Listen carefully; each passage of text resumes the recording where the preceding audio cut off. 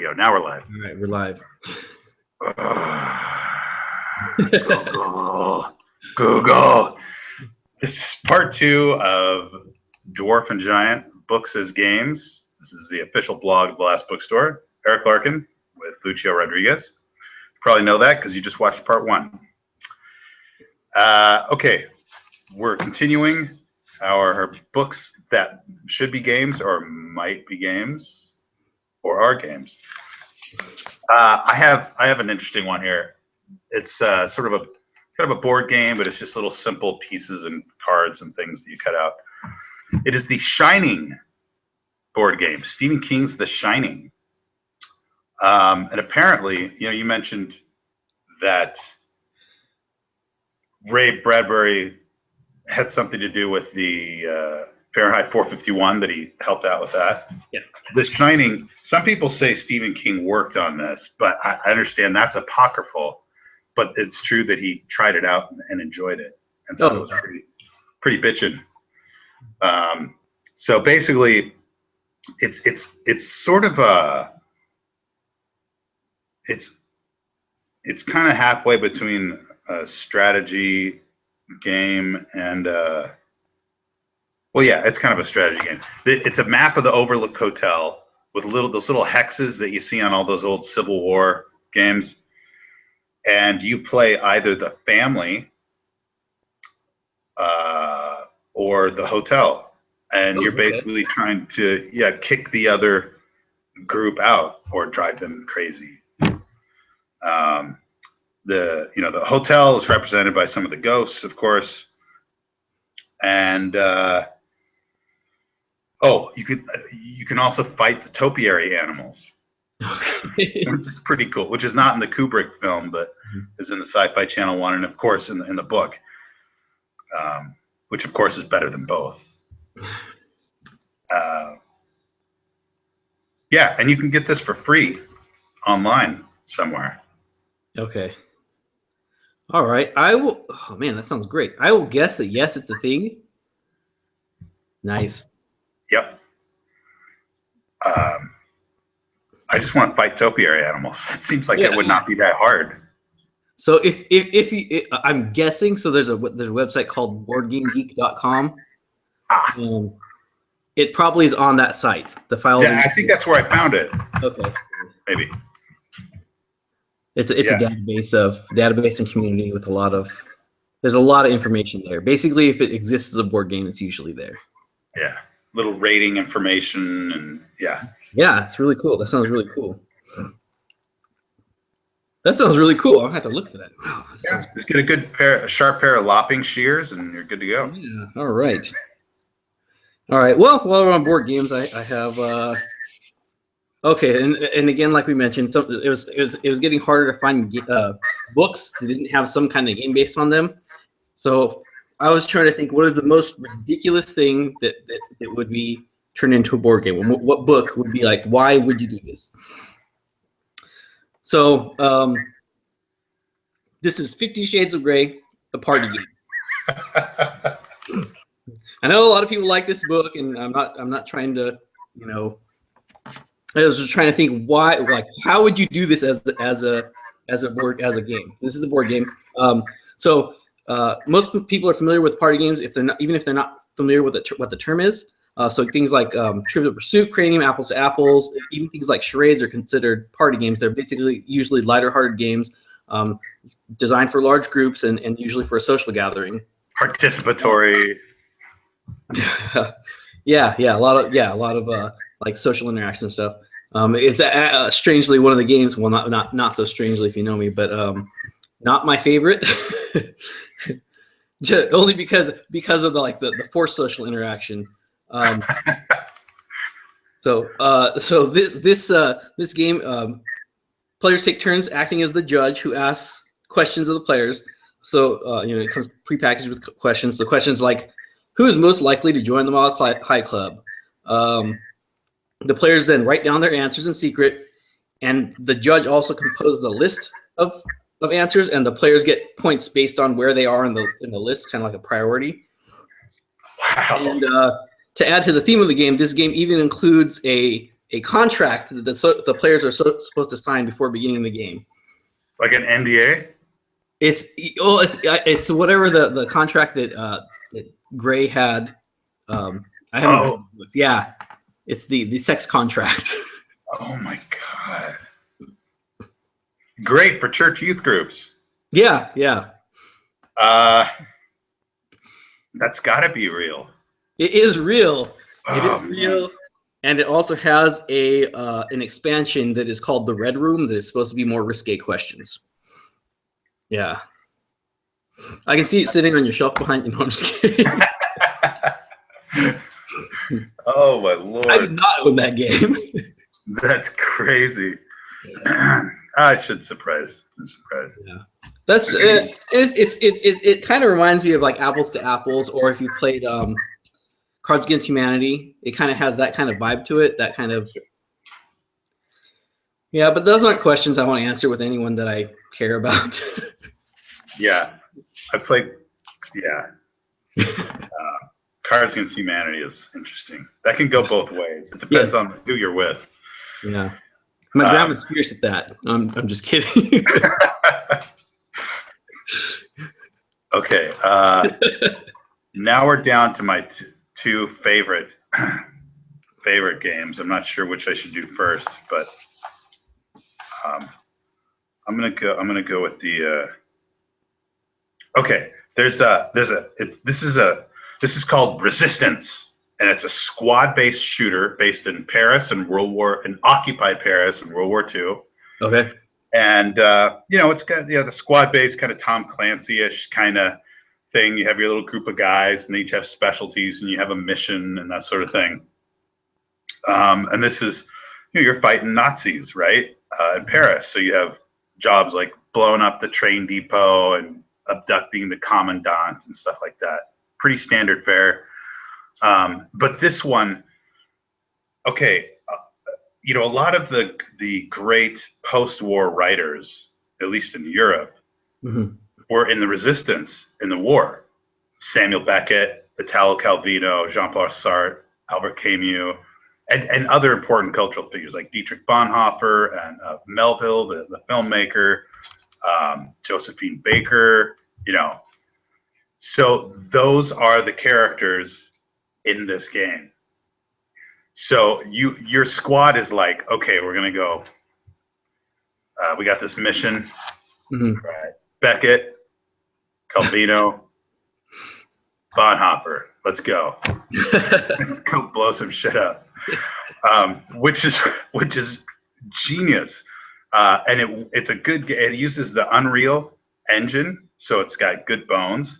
The cutscenes are extraordinary because they've got like multi-layered here.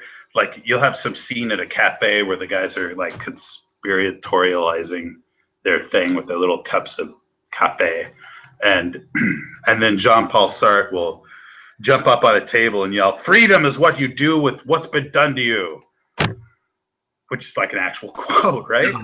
Yeah. And you can picture him like then sitting down and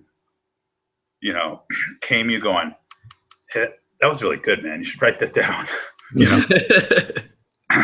So what I like about it is on the surface level, like anybody could play this and it's a fun shooter if that's the kind of thing you like. But on another level, you can be using your literary and philosophical heroes to fight frickin' Nazis. So it's extraordinary. And the other cool thing is, since they're resistance fighters, they're in cells, right?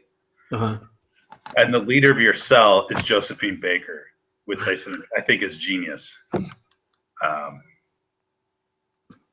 So, fight Nazi literary characters. Everything you want in a video game. Right? All right. I want it to be true, so I'm going to say yes, I think it's real. No, it's not. It's not true. Oh, that sounds so great, though. Right. Not all these guys were necessarily physically fighting. A lot of them just did publications and stuff, but they were actively involved in dangerous activities that could have got them tortured to death. And that's why, that's why I got all these extraordinary post-war writers that just changed everything. Oh man, I wish it was real. That would be so great. Yeah. Oh, that's. Let me see your mug. Let me see your mug. Oh, my mug. Yeah. Oh, my Yoda mug. Okay. Yeah. So Yoda you're right. ears. We got the twins Okay. thing going. I know. Yes, the Han Solo mug. Very cool. Yeah, I saw the other side of it earlier. Yeah. Yeah, the silhouette. Yeah. Okay. Wave your nerd flag. All right, and my my last one here. So let's see. So you mentioned earlier I did my thesis presentation on video games as a new form of literature. In that, I brought up that historically video games are primarily power fantasy. Just there's a lot of like, I'm this cool guy, I'm doing cool shit, I'm gonna blow stuff up. But a lot of modern games are kind of adding to like the story element and emotional arc to the games that they're designing. So this game does not do that at all, though. This game goes absolutely to power fantasy. So this is a video game called CD Shards. I hope I'm pronouncing that right. It's loosely based on the Ring of Fire series by Eric Flint and David Weber, the 1632, 1633. It's a shmup, so that's a shoot 'em up. So if you think of things like Galaga or the Nintendo classic R-Type, Yeah. So depending on the level you're playing, you're either a modern soldier or a modern ship transported to the 30 Years' War. The screen's just continual moving, and you're basically just laying waste to wave after wave of 17th century soldiers and ships. And just as with most, like you do, just like with most shmups, the game's about memorizing the patterns of the enemy waves. And even though I don't necessarily want to admit it, the game is just dumb fun. So I'm not 100% certain about this, but I think it's a Japanese import because a few of the lines of story in between each level are there. I'm assuming horribly translated. They might just be horribly written. I'm not going to repeat them here because some of them are probably socially unacceptable. Not all your castle are belong to us. No. Yeah. The Japanese will try anything in a game. It's true. I have so much respect for that. I mean, why not? Sure. That one. Yes. No? It is made up. It's made up. Yeah. Oh, that would be so cool. Honestly, I don't doubt there's some game where you're like some modern soldier blowing up cowboys or something. Yeah. The one question I was going to have is since it's like 1600s, that's the era of like muskets and so forth. So is it like you can only take one shot every 30 seconds? These hordes come at you, you're just like, pew. Yeah. And you got to wait. Yeah. That was a lot of the old Atari games. Was you could only have one bullet at a time because the game only had that much processing power. And so if you shot, you had to wait for your bullet to cross the screen, or you could shoot again and your other bullet would disappear and it'd start over again. That's right. The good old days. Yeah. But asteroids changed all that. Asteroids, yeah. As many bullets as you want. Yes, that's true. Okay. I miss Sid Meier's Civil War games. I used to play those. Speaking of muskets. Excuse me. Okay. All right. My last one. I guess this is the last one, right? Yep. Okay. You can do 6 more if you want, but we'll do a follow-up if people like this. Okay. This one's extraordinary. I think this is genius. It might be made in Japan. I don't know.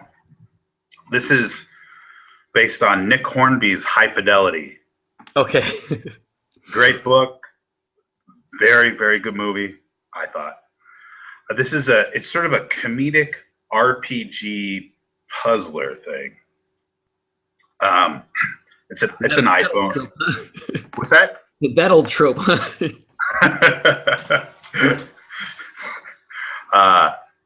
It's an iPhone game.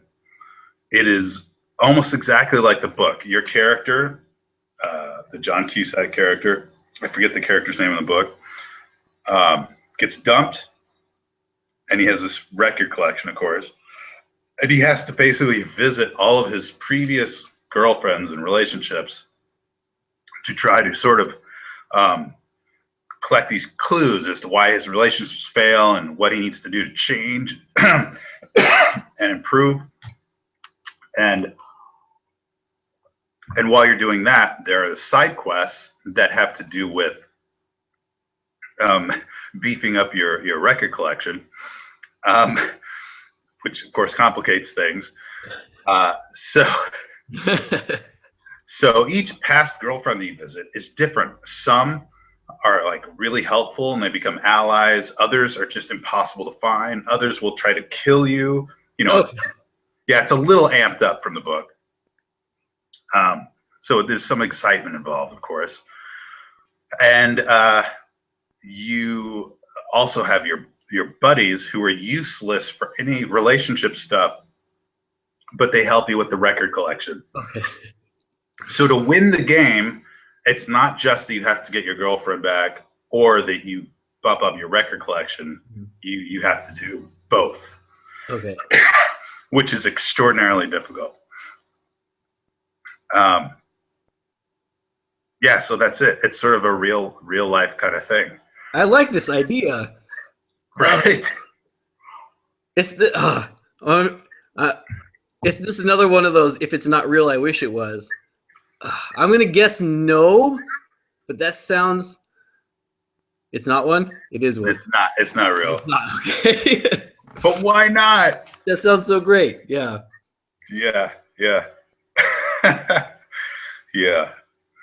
I have a quick addendum. This is a little hard to describe, so I'll put it in the notes. But I don't know if you know about this book. There's a book. You know the author Martin Amis, the British guy? Sounds familiar, but yeah, I'm bad with names. I'm really bad with names. Yeah, his dad is Kingsley Amis, who's a great writer. Martin Amis is this writer, sort of this acerbic critic, you know, Lothario kind of, really like, I don't know, very famous, very kind of serious author, but like this cool cultural figure, you know, that like smokes. A lot of relationship stuff. Anyway, in the early 80s, he wrote a book called Invasion of the Space Invaders, An Addict's Guide to Battle Tactics, Big Scores, and the Best Machines. And about Space Invaders. Yeah, about all the classic console video games from arcades. Mm-hmm. It's a completely legit strategy guide, but he also has these weird essays in there about what video games are all about and what they mean and everything. And there's an introduction by a young Steven Spielberg, and it has this picture of him like leaning on this, I think it was Missile Command or something, with these aviator sunglasses, just like kind of be a cool members only jacket or whatever. Anyway, it's hilarious, and it's a 100% real thing. It'll cost you a couple $100. Oh, what is this called again? Excuse me. Invasion of the Space Invaders. Okay. Martin Amis. And when he's asked about it in interviews and stuff, he just kind of demurs. His eyes go hooded. Sounds really good. I wonder if there's like an ebook of that out somewhere. I've been doing the essays. Yeah, I'm trying to compare it to somebody else, but you know. Okay. Yeah. I have actually. So if we're doing books and video games, I do have a. I cited it a lot in my thesis. There's a video game called Gone Home, and I'm forgetting the publisher right now. Which is embarrassing, but basically it's a. This was kind of like the crux of my talk, is that video games tell the story where they engage the participant much more than a novel or a movie, because you actually have this idea of this idea of agency, this idea that you control what's going on. And the game Gone Home, it's basically you are a college student that's come home from studying abroad. In the interim, your parents have moved to a new house, so you're coming to a home you've never been to. You arrive and no one's home, and there's just a note from your sister that says, it's basically a goodbye, hopefully I'll see you in the future kind of note. and you basically are exploring this house and discovering. There's a few storylines. It's all exploration. You're finding, like calendars or notes. There's about 3 subplots going on. Things with your mom, your dad, and your dad's writing career. Your mom possibly having an affair, possibly not. And then your sister. This whole underlying thing is like, what is it your sister did? Where is she? And it's a extremely. I mean, it's interesting because there's no. It's steeped in a lot of horror tropes. It's a really interesting game. It's kind of one of those that's better to go in knowing less, and the whole arc of the story is actually a very, very interesting emotional arc to it. And I will admit this, I did cry a little bit at the end. It was really interesting. The whole thing was 3 hours long. What's the platform? It's PC. I think it's also Mac, and it's I got it on Steam, but you can also get it from their website, Gone Home. I believe it's just gonehome.com. Interesting. Yeah. I was kind of hoping it was a mobile game. I wouldn't be surprised if it's on like iPad or something, but really good. It's interesting. If you want to see what storytelling can be done in a video game, that's a really interesting place to look. Okay, well, that's going in the notes too. Wow. Well, hopefully this is like the wave of the future, right?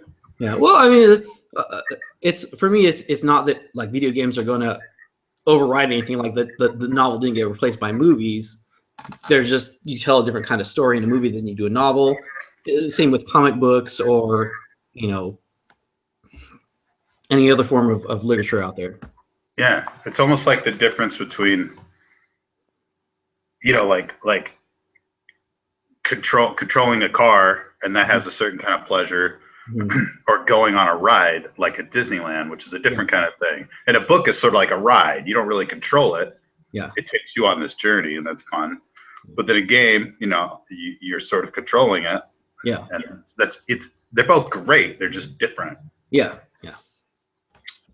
Very interesting. All right. Well,